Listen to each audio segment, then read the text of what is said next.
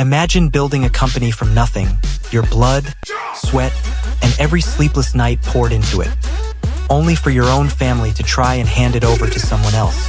That happened to me, and let me tell you, they never saw my revenge coming. If you've ever been underestimated or betrayed by the people who should have had your back, smash that like button. Subscribe for more of the most satisfying revenge stories on the internet, and let's dive into how my family tried to steal my company, and how I made them regret every second of it. Okay, let's go.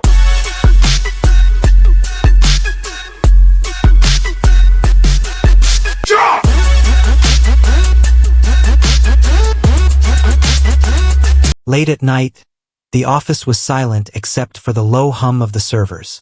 The lights from the monitors threw long shadows across the walls, flickering like restless ghosts. Empty coffee cups sat scattered across the desks, each one a reminder of sleepless nights. He leaned back in his chair, exhausted yet proud. For the first time, he could see what he had built. Not just an idea on paper, but a living company. The old whiteboard stood against the wall, covered in half-erased notes, faded numbers, and doodles of plans that had once seemed impossible. Every smudge told a story of failures, breakthroughs, and persistence. He smiled, remembering the arguments he had with himself in front of that board, nights spent rewriting strategy until dawn. Those faded lines were proof of a war fought and won. He thought back to the early years. No weekends, no birthdays, just endless coding, chasing investors, and knocking on doors that were slammed in his face. Friends drifted away, relationships ended, but he had stayed the course. All those sacrifices had led to this moment. He felt the ache in his bones, the tiredness in his eyes, but beneath it all was triumph. On his desk sat a framed photo from the day he signed his very first client. He remembered the shaky handshake, the nervous smile he wore as he promised results he wasn't sure he could deliver. That client had taken a chance on him, and he had delivered beyond expectation. One client turned into 3, then 10, and soon his company had grown into something that demanded attention. To outsiders, it was just a business. To him, it was his baby. He had nurtured it from nothing, kept it alive when it should have failed, and fought to give it a future. Every server, every desk, every chair in that office carried his fingerprints. He walked between the rows of empty workstations, touched the edge of a desk, and whispered, "We did it." For years he had lived with fear, the fear that it would all collapse. But tonight was different. Tonight he could finally breathe. Profits were steady, investors were happy, the team was growing. He had crossed the line between struggling dreamer and accomplished founder. The weight on his chest lifted, and in its place came something he had not felt in years: security. Yet even in that victory, there was loneliness. The office was empty except for him. Everyone else had gone home hours ago. His friends were long gone, his family distant, and his social life almost non-existent. Success had come, but it had come at a cost. He asked himself quietly, was it worth it? Then he looked around the thriving office, and the answer was simple: yes. Earlier that evening, his parents had called. Their tone had been proud but distant. They praised the company's success, but they didn't truly understand what it meant. To them, it was just numbers. To him, it was his soul. He hung up feeling the old sting, how his efforts were always taken for granted. Still, tonight he chose to focus on pride, not pain. And then, there was Sarah, his younger sister, brilliant, adored, and endlessly celebrated by their parents. He thought of her often, even in moments like this. She was away at business school, excelling as always, the golden child. He had built this world alone, but he knew deep down that when Sarah returned, his parents would try to push her into it. He didn't know then how dangerous that thought would become. He stood by the office window and looked out at the city lights glittering in the distance. The hum of traffic blended with the hum of his servers. For now all was well. He had arrived at the place he had dreamed of. He smiled, unaware that this moment of peace was the calm before a storm that would change everything. The office buzzed with quiet energy when Sarah first walked in. She was glowing with the confidence of someone fresh out of a prestigious business school. Her smile was polished, her handshake firm, her words crisp and practiced. Everyone turned their heads to look at her, and she carried herself as if the spotlight had been waiting for her return. At home, their parents could not stop talking about Sarah. Every dinner turned into a ceremony of praise for her achievements, her degree, her intelligence, her potential. The man sat quietly, listening, feeling invisible at his own table. It didn't matter that he had built a company from nothing. To them, Sarah was the future. In the office, Sarah was magnetic. She remembered everyone's names within hours, complimented their work, and brought pastries the next morning as if she had always belonged. The team, hungry for attention and energy, gravitated toward her. For the man, it was unsettling. He had spent years earning their loyalty, and now it seemed to shift with a smile. First, he tried to welcome her. She sat beside him in meetings, offering ideas with bright enthusiasm. Some ideas were even good, fresh, modern, and bold. He nodded, encouraged her, and thought maybe, just maybe, this could be the help he needed. But deep inside, a seed of worry had already been planted. Weeks passed, and Sarah's presence grew heavier. She started calling small discussions without telling him. A quick coffee meeting with developers. A short brainstorm with marketing. When he walked into the office, he noticed people whispering about Sarah's plan instead of his. His stomach tightened each time. Something was shifting and not in his favor. Sarah had what he didn't: charm. Where he was serious, she was lighthearted. Where he demanded results, she inspired loyalty with flattery and jokes. The engineers laughed around her desk. The designers nodded eagerly at her suggestions, and even the interns looked at her like she was a celebrity. Slowly, the company he had built no longer felt like his alone. One morning, he entered a meeting room only to find the agenda had already been changed. Sarah stood at the front, confidently outlining a new strategy. The team clapped as though it was groundbreaking. He sat quietly, forcing a smile, but inside he burned. He hadn't been consulted. His authority was being chipped away piece by piece. At Sunday dinner, his parents pressed harder. "Sarah has such vision," his mother said. "She can take your company even further," his father added. It wasn't a suggestion, it was an expectation. He clenched his jaw, stabbing at his food, while Sarah smiled politely as though embarrassed by all the praise. But her eyes sparkled with satisfaction. Back at the office, the man began to feel like a guest in his own kingdom. His suggestions were politely acknowledged, then quietly ignored. Sarah's decisions moved forward swiftly, carried by the team's admiration. He found himself staying later, long after everyone had gone, just to feel like the space still belonged to him. The divide was no longer small, it was a canyon. One evening, as Sarah left the office surrounded by laughing colleagues, he watched from the glass hallway. She walked like a leader, like someone who already owned the place. His heart pounded with dread. He realized then that Sarah wasn't just here to help. She was here to take over. And if he didn't act soon, everything he had built would slip right out of his hands. The week had been long, and when his mother called with a warm voice inviting him to dinner, he thought little of it. "It'll just be family time," she said. He imagined roasted chicken, laughter, and maybe a moment to relax. He didn't know then that the meal would be less of a dinner and more of an ambush. He arrived at his parents' house just before sunset. The golden light spilled through the windows, painting the dining room in soft colors. His mother greeted him with a hug, Sarah with a polite smile, and his father with a firm handshake. The table was set with elegance. Wine glasses polished, silverware perfectly aligned. Felt festive, almost too festive. The aroma of roasted chicken filled the air, rich and comforting. Bowls of steaming vegetables and warm bread sat at the center of the table. Everything looked perfect, yet something in the air felt heavy. He sat down, trying to push away the unease in his stomach, unaware that every bite of food was leading him closer to betrayal. First, the dinner was light. His father asked about the company's growth. His mother complimented his hard work, and Sarah spoke of her new ideas for the future. He nodded politely, sipping wine, trying to enjoy the rare family moment. But beneath the small talk, He noticed glances. His parents exchanging looks, Sarah smiling as though she knew a secret he didn't. Halfway through the meal, the tone changed. His father cleared his throat, his voice firm and rehearsed. His mother set down her fork carefully, her eyes steady but too calm. The air grew still, as though everyone was waiting for something to be said. He leaned back slightly, his chest tightening. Finally, his father spoke. "We've been talking," he said, his voice carrying weight. "And we think it's time Sarah takes on a leadership role. In fact, we'd like her to run the company moving forward."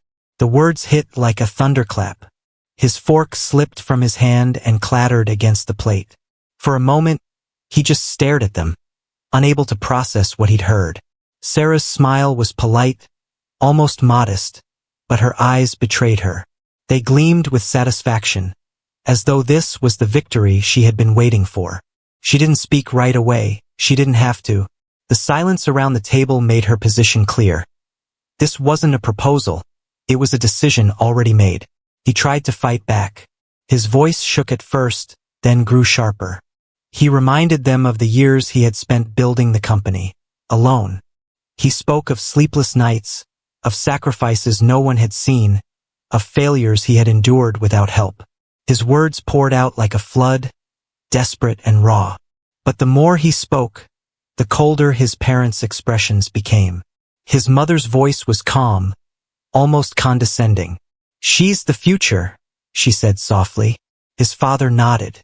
"She has the degree, the polish, the skills," he added. They looked at him not as their son who had built something extraordinary, but as a stubborn man refusing to step aside. In their eyes, Sarah was the answer. He was the past. The dining room fell quiet except for the faint clinking of silverware. He sat frozen, anger boiling inside, but no words left to give. Sarah lowered her eyes as if humbled, but her faint smile betrayed her triumph. He chewed the last bite of chicken with a clenched jaw, already knowing.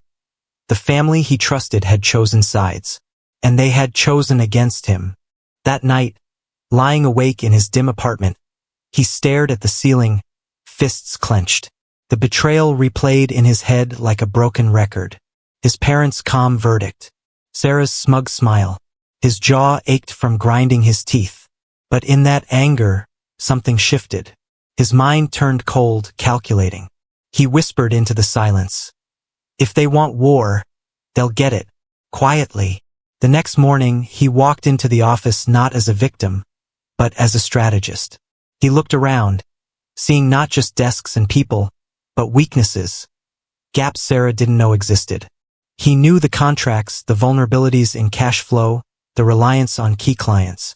This was his battlefield, and he would strike where she least expected. At night, long after others had gone home, he stayed behind. On a separate laptop, hidden from company systems, he began drafting the framework for something new. A fresh company, legally separate, invisible to Sarah. Every detail was precise: structure, assets, client mapping. He built his new empire in silence, brick by invisible brick. One by one, he reached out to his most valuable clients.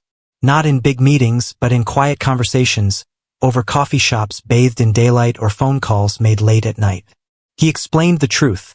The company was no longer safe in Sarah's hands. Many were outraged on his behalf. They agreed almost instantly to move with him when the time was right. He tested his clients carefully, giving them small tasks under his shadow company's name. They responded with trust, with loyalty. Each success was like a silent victory, proof that his foundation was solid.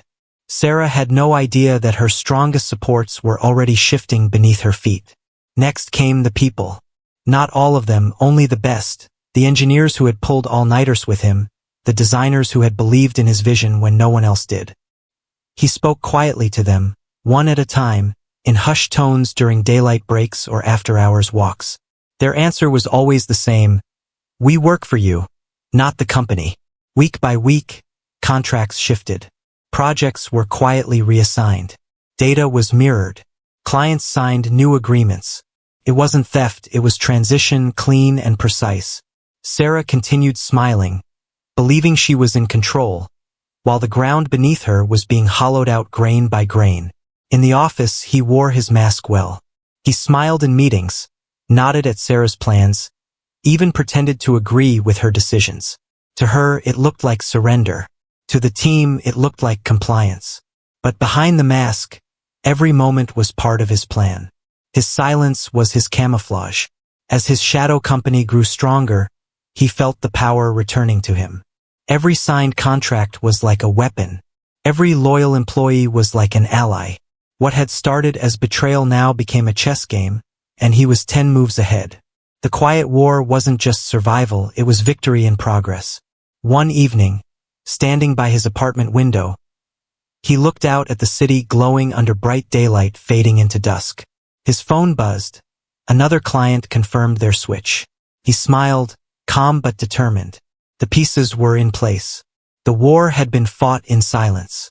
The strike was coming, and Sarah would never see it until it was too late. The morning of the meeting, the office was unusually bright. Sunlight poured through the glass windows, reflecting on polished tables as if the world itself wanted to celebrate. Sarah moved through the halls like a queen about to be crowned. Employees smiled at her, congratulated her in advance, while he sat silently at his desk. His face calm, but inside he felt the storm building. When their parents walked into the building, everything shifted. Dressed in formal suits, they carried the air of authority, as though this day was history in the making. Their eyes sparkled with pride for Sarah, barely glancing at him. He stood to greet them politely, masking every emotion behind a controlled smile. Today was their day of triumph. They had no idea it would become their undoing. In the meeting room, sunlight lit up the long conference table. Charts, plans, and even a press release draft lay neatly stacked. Sarah stood at the head of the table, gesturing confidently as she outlined her vision for the future. Her voice carried confidence. Her smile dazzled the room. The parents nodded in rhythm, their faces glowing with pride. It looked like a coronation, not a meeting. He sat quietly at the far end, his hands folded, expression unreadable. While Sarah spoke of bold strategies and next-level leadership, his eyes moved across the room, studying every face. Many of the key employees kept glancing toward him instead of her. Silent loyalty, unspoken promises. Sarah didn't notice, but he did, and it made his lips twitch with the smallest, secret smile. His father leaned forward proudly. "This is it," he said. "The future of our company rests with Sarah. She is ready to lead us into the next era." The words carried finality, like a verdict already decided. Sarah lowered her head modestly, though her eyes gleamed with victory. For the family, this was the moment they had been waiting for. Then he rose, calmly, slowly. The chair scraped against the floor with a sound that sliced through Sarah's speech. All eyes turned toward him. He adjusted his jacket, his voice calm but firm. "I resign." The words fell into the room like a hammer. Silence crashed over the table. Even the sunlight felt harsher now, exposing every shocked expression. Sarah blinked, confused. His father frowned, leaning forward. "What do you mean resign?" his mother asked, her voice trembling. He met their eyes one by one. "I've started a new company, and I'm taking my clients and my team with me." The air thickened instantly. The room seemed to shrink. Papers lay forgotten, and for the first time, Sarah's confident smile faltered. His mother's face went pale, lips parting in disbelief. His father sputtered about loyalty and betrayal, his hands trembling on the table. Sarah's mask finally cracked, her jaw clenched, her eyes narrowing as though she had just realized she had been outplayed. Around the table, employees exchanged knowing glances. They weren't surprised. Many of them already knew. That realization hit Sarah harder than anything. The room remained heavy with silence. But in that silence, his allies revealed themselves. One engineer shifted in his seat, looking directly at him with a nod. A designer smiled faintly, folding her arms. One by one, without words, they confirmed the truth. He wasn't leaving alone. He was taking the heart of the company with him. Sarah sat frozen, her crown slipping before it ever touched her head. He didn't argue. He didn't shout. He simply gathered his folder, tucked it under his arm, and walked to the door. Every step echoed like a drumbeat. Behind him, Sarah called his name, her voice cracking, but he didn't turn back. The sunlight spilled across his path as he opened the door. He had fought his quiet war and won. Now the real battle was theirs to lose. Sarah sat in her new CEO office, sunlight streaming across her desk, phone pressed to her ear. Her voice was bright at first, full of charm. But as call after call went unanswered, her smile cracked. The silence on the other end was louder than rejection. Clients who once praised her brother refused to return her calls. She looked around the bright office and felt the weight of her new title. CEO. The letters on the door gleamed proudly in daylight, but the office felt too big, too empty. Without the loyal staff who had left, without her brother's guidance, the crown she had fought for suddenly felt like a burden she couldn't carry. In the daylight-filled workspace, chairs sat empty where the best engineers once worked. Their computers were gone, desks cleaned out. Sarah walked the rows, heels clicking on the floor, her jaw tight as she realized the heart of the company was gone. Her team wasn't loyal to her, they had followed him. She called the remaining staff into a meeting room filled with bright sunlight. She tried to sound confident, demanding they step up and work harder. But their faces told another story. Resentment, fatigue, lack of motivation. She left the meeting with her smile fading, hearing whispers the moment the door closed. Back in her office, papers covered her desk. Unpaid invoices, overdue bills, contracts canceled. Sunlight reflected off the white sheets, each one a reminder of the company slipping away. She pressed her temples, overwhelmed. The company her parents had handed her was drowning, and she didn't know how to swim. Her parents arrived one afternoon, sunlight pouring into the conference room as they sat across from her. Their proud smiles were gone. They looked worried, frustrated, even ashamed. Her father's voice was stern. "Fix this, Sarah. You promised us you could handle it." She nodded silently, but inside she felt the walls closing in. At a client presentation in a bright, elegant office downtown, Sarah stood before a small crowd. She spoke with forced confidence, but halfway through, a client interrupted. "We're already working with your brother's company." The words cut sharper than a knife. Her cheeks flushed red, the daylight suddenly harsh and exposing. Late afternoon sunlight filled her office as Sarah sat alone, her hands gripping the edge of her desk. Her reflection in the glass wall looked back at her with hollow eyes. She whispered to herself, "I wanted this? Why does it feel like it's killing me?" For the first time, she realized the empire she had stolen was never truly hers. The brother returned briefly one day, not to gloat, but to collect some personal files. As he passed by Sarah's office, he saw her sitting alone, slumped at her massive desk. Piles of papers surrounded her, and the phone lay silent. The title of CEO glowed behind her, but the emptiness around her said everything. He walked past without a word. One final evening, Sarah remained in her office as the sun set, daylight fading into orange shadows.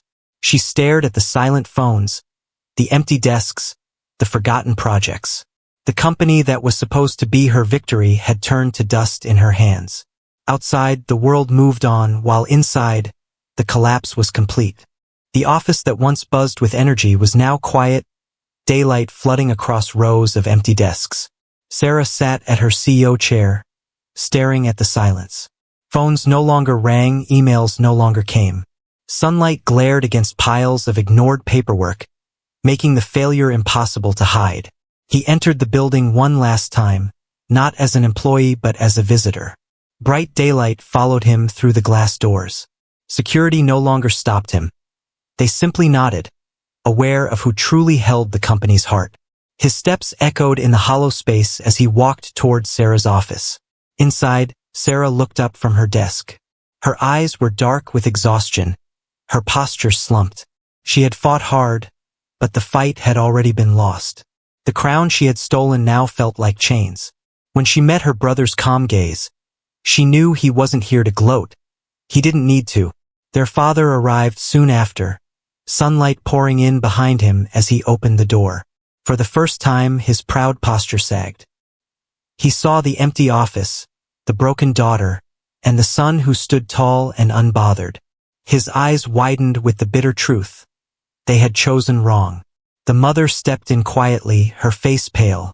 She didn't speak, didn't argue. Her silence carried more weight than any words. She looked at her daughter, then at her son, and lowered her head as if ashamed. The golden child had turned the family's dream into dust. The brother walked slowly to Sarah's desk. He didn't raise his voice or throw accusations. Instead, he simply looked at the piles of overdue bills, the silent phone, the emptiness. Then he looked back at Sarah and said, "This is what happens when you build on betrayal." His words cut deeper than any anger. Tears welled in Sarah's eyes. She wanted to defend herself, to argue, but no excuses came. Her hands trembled as she pressed them against her desk. She realized that she hadn't been chosen for her ability. She had been chosen for her parents' favoritism. And now she was drowning in the consequences. Without waiting for a reply, the brother turned and walked out. Sunlight from the wide glass windows framed his silhouette. Employees who had stayed behind looked up, nodding with respect as he passed. He didn't smile, didn't celebrate. Victory didn't need noise. It was written in the ashes behind him. Sarah remained at her desk, surrounded by the ruins of her reign. The CEO title still glowed on the door, but it meant nothing now. The company was hollow, drained of life. Her dream had turned into her nightmare. For the first time, she felt the crushing weight of what she had lost. Not just the company, but her brother's trust forever. The brother stepped outside into the bright daylight, breathing deeply as the city roared with life around him.